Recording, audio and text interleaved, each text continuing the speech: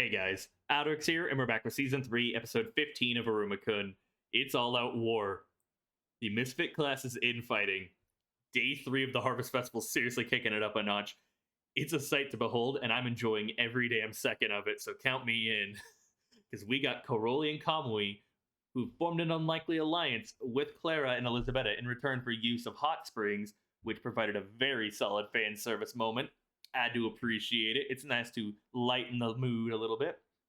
But they're trying to take the castle built by Agres and Garp and housing so many students. So it's magical beasts versus students, each side rallying in their own way and vowing to fight to the bitter end. And it's been incredible. Seeing the results of training, seeing new moves, seeing their determination. I wonder how it's going to play out. Will the castle be overrun and taken, or will they manage to stand their ground? Will Koroli get too worked up and actually have to retreat for a while?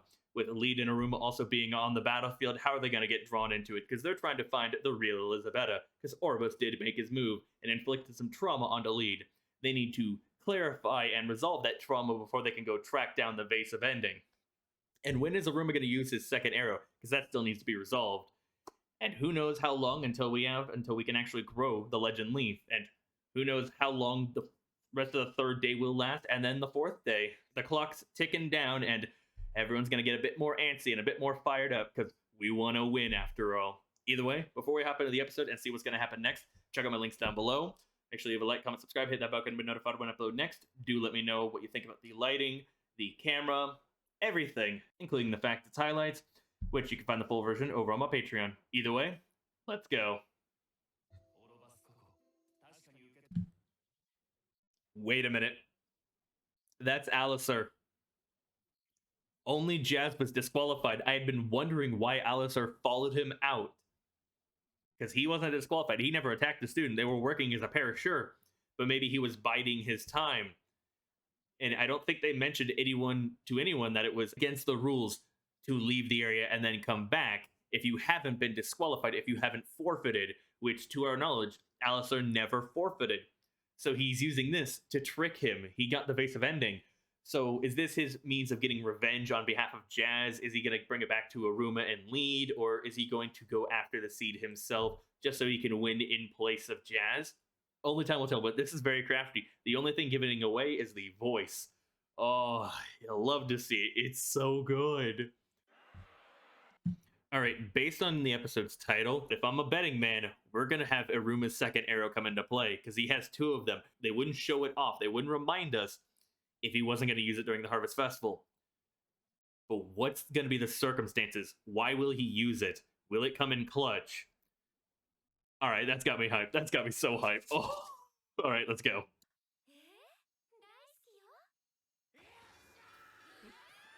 Our man's back. Trauma resolved. Inspiration max. Hey, Nafula.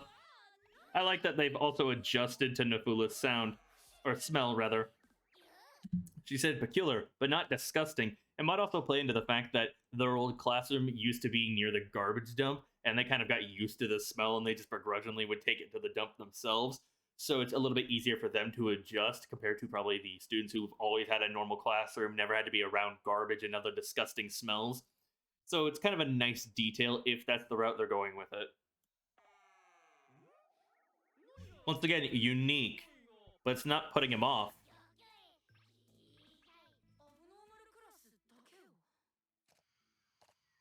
Never realized that he had hooves. That's actually a really cool detail.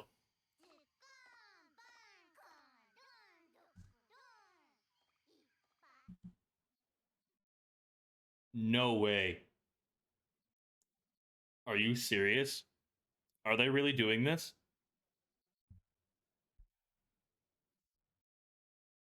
This motherfucker better not use trauma on her. Our girl's already been through a lot. She doesn't break down easy. But I'm actually afraid to know her true fears and how she'll react to them, because I don't know if she'll personally overcome them like how Iruma did. We know she's, I guess, afraid of being alone in a similar vein to Iruma, but she's also afraid of being used. like how other people would treat her as a convenient toy. She had to pay them essentially to be her friends, to be around her. She might be afraid that she's a nuisance. And that might come into play the whole true worth of an archer.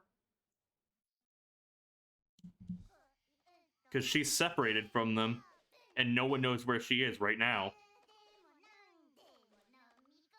I love the halfway out of her attire.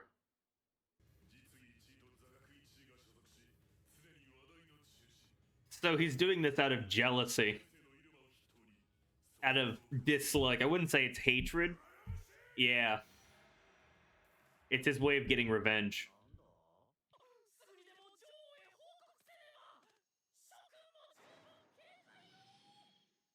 I love the camaraderie that, while they're all technically competing against each other, sure, he's formed an alliance with Elizabetta and Clara. Iruma and Lead have worked together with them, but right now they're rivals. They're at odds. They're not necessarily in an alliance. He's still showing concern because that sense of unity as a class. They're all oddballs, but they've already been through thick and thin together. It's only natural to show concern. I love them so much.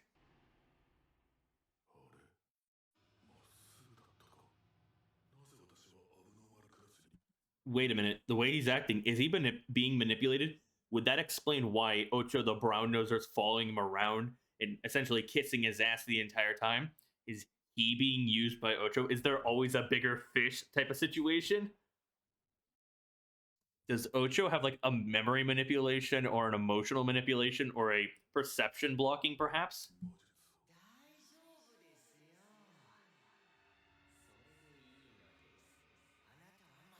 God, this audio mixing too. I don't like where this is going. Well, it's great storytelling, but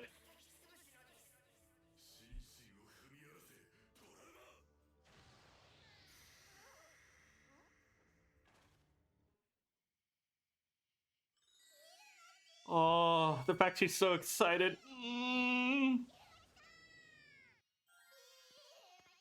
She's so wholesome, so precious. Must protect Clara. Oh. No shot. That's the route they're taking this.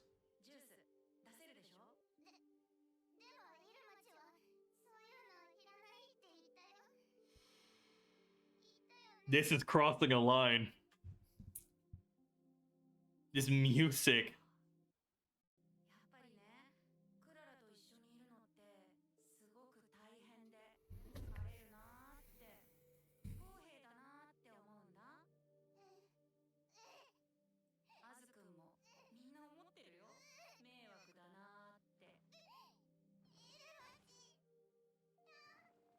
Oh.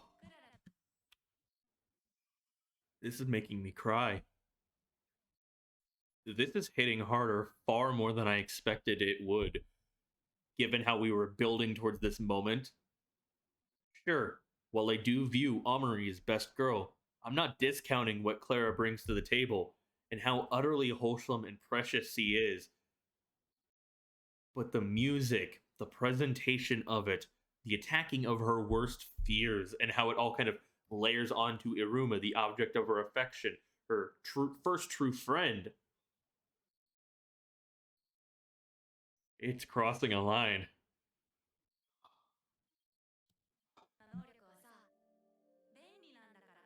We know he wouldn't say this.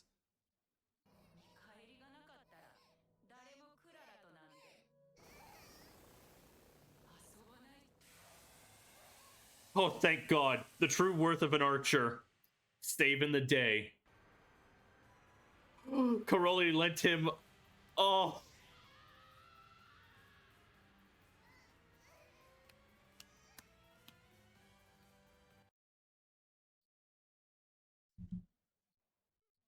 Alright, yeah, I need to wipe my eyes real quick. The fact that Curly lent him a beast too. Sure, they're rivals, but they protect their own. And the harkening back to this episode's title, using that second arrow, saving the day, dispelling the illusion, dispelling the trauma, being the beacon of hope, her shining ray of light. Oh. Oh, no one else is more fitting to dispel the darkness and dispel the negativity than Iruma. It would have been nice with Az. Don't get me wrong, but it wouldn't have the same impact.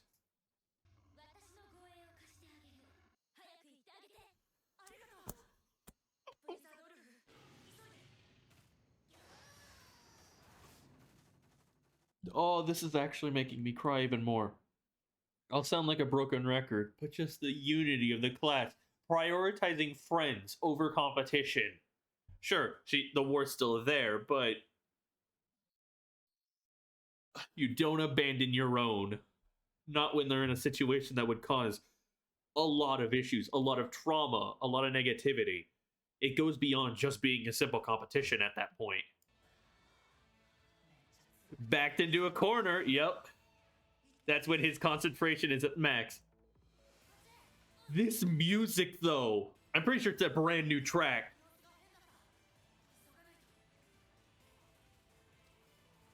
Oh, all right, all right.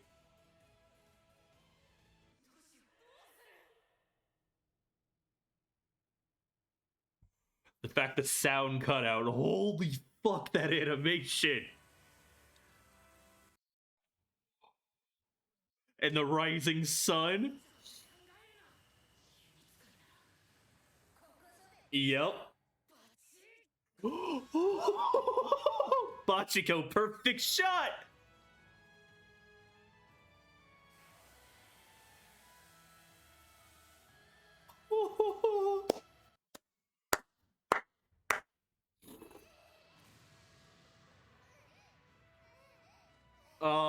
The facial expressions are on point. They kicked it up a notch with this episode, no doubt.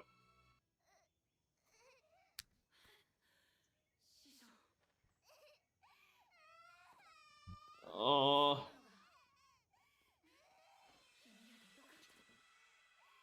Right? Oh. Oh. Oh. No rest for the weary. It's all kicking up.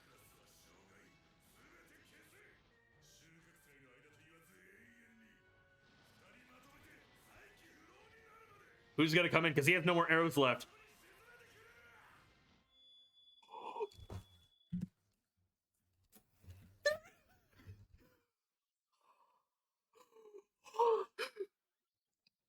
The friends reunite. His loyal bodyguard. Oh my god. The blankets come off, y'all. I'm gonna overheat at this rate.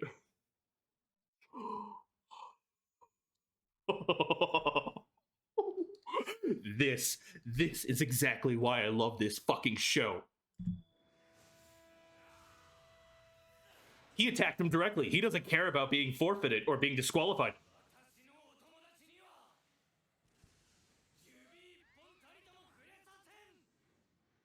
Not to sound like a broken record, but the sense of unity, the camaraderie, the close-knit nature of the Misfit class is one of my favorite aspects of the entire series. You love to see it when it comes up, regardless of whether or not they're competing against each other in a competition to rank up to become the young king. They'll take care of their own. Before they're competitors, they're friends. They care about each other. So seeing them all turn up in their own forms and fashions to protect Clara made me so undeniably happy. It's indescribable, the amount of elation, sadness, anger, and how it all mixes together. It was a roller coaster of emotions. It was really well done. I dare say this might be one of my absolute favorite episodes. And we're only a couple episodes after everything Iruma went through, his trauma episode.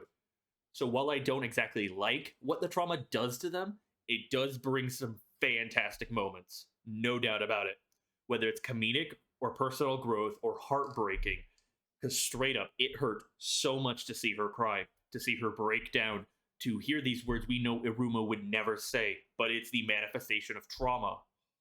And seeing our boy save the day, her ray of light, her beacon of hope as the sun rises, the animation kicked it up, the facial expressions, the music, that new soundtrack for it got me so damn hyped. I'm still running off that high, running on these energy fumes. It felt so good, and it made me so happy. And it's like the culmination. Orbis's character is reaching this point, which we even learned he's not even the true antagonist. He's, in a way, a victim himself. He's being manipulated by Ocho, who's targeting the Misfit class. While he was very jealous, Orbis didn't want to use his powers on them. He wanted to win it fair and square. But due to the machinations of Ocho, his presumed bloodline ability and controlling him, it went this route. And seeing it all come to a head, because even though he was jealous, he didn't want to traumatize them. He didn't want to rely on his magic. He wanted to prove it with his own personal skill, his own ability to survive. And that was ruined. But seeing it all culminate like this, and seeing him get super pissed and basically possess an aura of magic as he wants to make it so they can never stand back up again. And then Asmodeus willingly letting himself be disqualified by directly attacking him because he was pissed as well. Everyone turned up in their own right, from Karoli to Kamui to Nafula to Lead. Day 3 has been such an incredible day of the Harvest Festival. Overall, the arc has been fantastic. One of my favorites of the series itself. I'll sound like a broken record. I don't care. Words are starting to fail me because the hype is still in me. Several of the directing choices in this episode alone are praiseworthy. When the music cuts out, how they do the voice acting, the audio mixing, the new music, the art animation, seeing Iruma pull his second arrow, tie into the episode title, save the day, his uncertainties, the insecurities, and then just stop thinking so much, steady your heart, Bachiko, perfect shot. God, the set drops were fantastic. I'll probably just end up gushing and stumbling over my words, so I won't try to take up too much longer, but will Oroba stand up? Will he throw a punch back at Asmodeus, and then they'll both be disqualified? How are we going to deal with Ocho? And how will the war conclude? Will we be able to get the vase back from them? Will Alistair show up with it? Because obviously he did trick Orbis out of it. What's going to happen next? There's still so much left of the Harvest Festival of Season 3. And I cannot wait to figure it out. Cannot wait to see what's going to happen next. Oh, I can't believe it made me cry. But must protect Claire. She's too wholesome to be traumatized like this, to be the subject of so many negative emotions and comments, and forcing to confront her fears, her personal trauma. She didn't stand up on her own. One day maybe she will, but she needed that saving hand from Iruma. And as I said, it's so fitting that he was the one to save the day in that regard. But as one would expect, Asmodeus came in clutch and helped save it, because these three are tight-knit friends. They really do care about each other, and it's portrayed with every action, with every scene they're in, and you love to see it. It's one of the strongest suits of this series. Everyone's a pushover, but that's one of the greatest strengths of the Misfit class. And I can't wait to see if Asmodeus is going to continue to beat Orbis' face in, or maybe he'll target Ocho next. Oh, and we still got to grow the Legend Leaf if we can get the vase back. Either way, let me know your guys' thoughts down below. Do you like the camera, the lighting, the fact that this is highlights, full version over on Patreon, even my reaction, my commentary of the episode itself? I'd love to read comments after all. Check out my links. Make sure you like, subscribe, hit that bell and be notified when I upload next. This has been AlduicS. Thank you all so much for watching. I'll need to go hop into the next episode here shortly, because no way I can stop this hype train. It's a roller coaster of emotions. I was bouncing off of my seat. Oh, this is such a damn good show. Thanks, and peace out.